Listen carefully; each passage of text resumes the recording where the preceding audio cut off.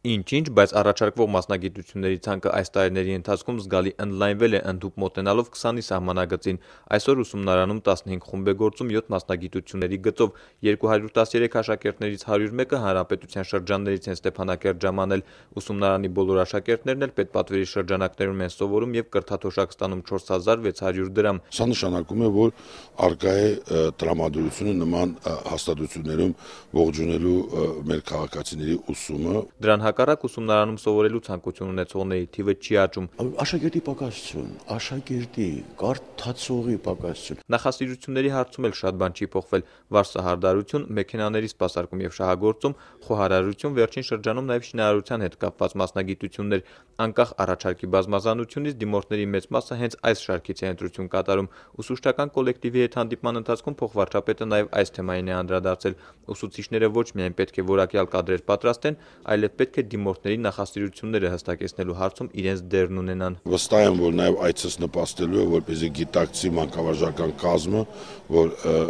լինելու է այն մեր ուշադրության կենտրոնում եւ այցերը լինելու են հաճախակի։ Հակառակ փաստին, որ ուսումնարանի կողմից առաջարկվող մասնագիտություններից շատերի գծով այսօր դիմորդների սակավության կամ բացակայության պատճառով խմբեր չեն ձևավորվում, մասնագիտությունների ցանկը կընդլայնվի։ Նոր ուսումնական տարվանից այստեղ պետք է նաև ջուլհակություն սովորեցնեն։ Պետք է մեր դեռահասները իմանան, որ 2013 ուսումնական տարում ընդունելություն է լինելու ջուլհակի մասնագիտության մոտ ժամանակներս արկա է տրամադրությունը գործարար աշխարհում, որպեսզի վերաբացվի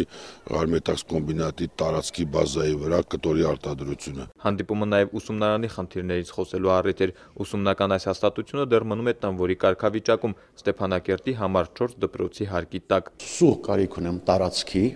սուղ կարիք ունեմ հանրակացարանի, սուղ կարիք ունեմ ճաշարանի։ Դե գիտեք, կան խնդիրներ, որի լուծումը հենց կոլեկտիվի ջանքերով պետք է տեղ ունենան, կան խնդիրներ, որ իրականում լուծման համար անհրաժեշտ են համապատասխան ֆինանսական ռեսուրսներ։ Հավատացնում եմ, որ փոխադարձ պետք է լինի տրամադրությունը։ Այս լավատեսությամբ էլ միմյանց հրաժեշտ տվեցին։ Փոխվարչապետը վստահ, որ սեպտեմբեր-հոկտեմբերին այստեղ այցելելով ջուլհակների բազմամարդ խումբ կտեսնի, իսկ ուսումնարանի տնօրենն էլ հուսով, որ մինչև աշուն իրենց խնդիրներից մի քանիսն էլ կկարգավորվեն։ Ճտերը հաշվելու համար մնում է սպասել մինչև աշուն։ Նորայր Հովսեփյան, Մերուժան Մարտիրոսյան, օր։